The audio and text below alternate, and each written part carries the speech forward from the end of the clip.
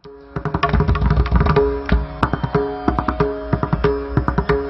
Friends, welcome to Mallika பத்நாத் வீட்டு சமையல். இப்போ நம்ம பார்க்க போகிறது ஒரு சம்மர் ஸ்பெஷல் வெள்ளரிக்காய் தோசை. இது ரொம்ப வருஷமாக எங்கள் வீடுகளில் செஞ்சிட்ருக்கிற ஒரு தோசை தாங்க.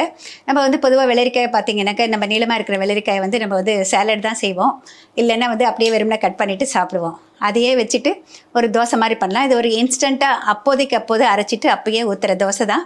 இது எப்படி பண்ண சொல்லிட்டு பார்க்கலாம். தேவையான இன்க்ரீடியன்ஸ் எல்லாம் இங்கே எடுத்து வச்சுருக்கேன் பாருங்கள். வெள்ளரிக்காய் தோசைக்கு தேவையான இன்க்ரீடியன்ஸ் எல்லாம் இங்கே எடுத்து வச்சுருக்கேன். வெள்ளரிக்காய் தோசைக்கு 1.5 அழகு பச்சரிசியை கழுவிட்டு இந்த மாதிரி தண்ணி ஊற்றி ஊற வச்சுருக்கேன். 2 மணி நேரம் ஊறட்டும்.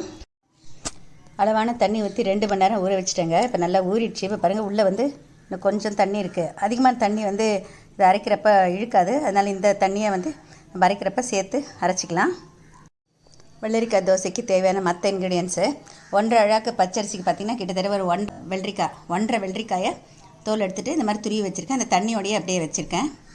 அரை மூடி தேங்காய் துருவல், தேவையான அளவு உப்பு, 1/2 டீஸ்பூன் சீரகம், காரத்துக்கு ஏற்ற பச்சை மிளகாய், ஒரு அங்குலத்துண்டு இஞ்சி.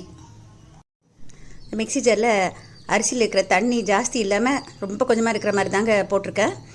ஏன்னா இதுக்கு ஜாஸ்தி இழுக்காது. நம்ம அரைச்ச பிறகு இப்போ வேணால் தண்ணி ஊற்றிக்கலாம்.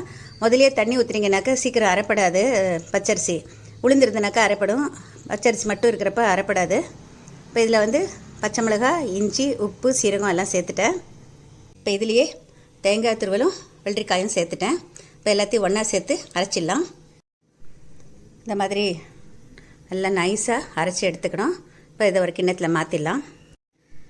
இப்போ அரைச்ச விழுதோட மிக்ஸி கழுவின தண்ணியும் எடுத்துருக்கேங்க. இப்போ நம்ம கலந்து பார்க்கலாம். இப்போ பாருங்கள், இது கொஞ்சம் திக்காக இருக்குது. இன்னும் கொஞ்சம் நீர்க்க இருக்கணும். நம்ம ரவை தோசைக்கெல்லாம் கரைக்கணும் இல்லைங்களா, அந்த மாதிரி நீர்க்க இருந்தால் தான் நல்லா மெல்லிசாக தோசை வரும். இப்போ இன்னும் கொஞ்சம் தண்ணி ஊற்றிட்டு நீர்க்க கரைச்சிக்கலாம்.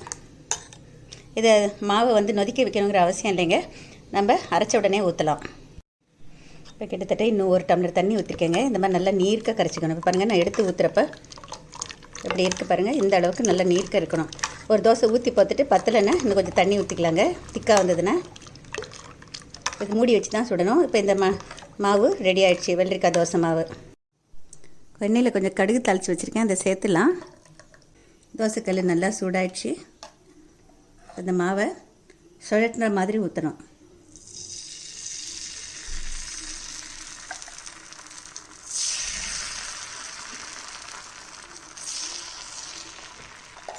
மூடி வைக்கணும். கொஞ்ச நேரம் கழிச்சிட்டு எண்ணெய் விட்டலாம்.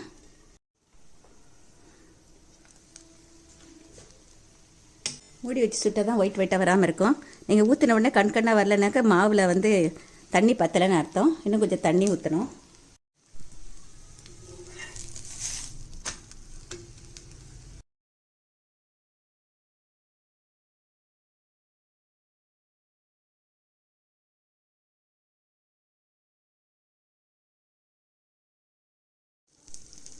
தோசை ஊற்றின உடனே எண்ணெய் வேண்டாங்க. மூடி வச்சுட்டு சுடணும். கொஞ்சம் வெந்த பிறகு ரொம்ப கொஞ்சமாக எண்ணெய் விட்டால் போதும். இது மூடி வச்சு தான் சுடணும்.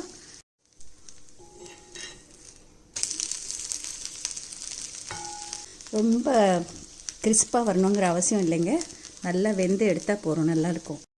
மிக சுவையான வெள்ளரிக்காய் தோசை ரெடி ஆகிடுச்சிங்க. இது நம்ம மாவை அரைச்ச உடனே ஊற்றிடலாம். நொதிக்க வைக்கணுங்கிற அவசியம் கிடையாது. நான் சொன்ன சின்ன சின்ன விஷயங்கள் டிப்ஸை ஃபாலோ பண்ணால் எல்லாருக்குமே நல்லா வரும், ரொம்ப டேஸ்டியாகவும் இருக்கும். நீங்கள் விருப்பப்பட்டால் அரைக்கிறப்ப கொஞ்சம் கொத்தமல்லி கருவேப்பிலை சேர்த்து அரைச்சா கொஞ்சம் க்ரீன் கலராக வரும். ஆனால் அது ஒரு டேஸ்ட்டை கொடுக்கும். இதில் வெள்ளரிக்காய் டேஸ்ட் டாமினண்ட்டாக இருக்கும், அதில் கொத்தமல்லியோட டேஸ்ட் டாமினண்ட்டாக வந்துடும்.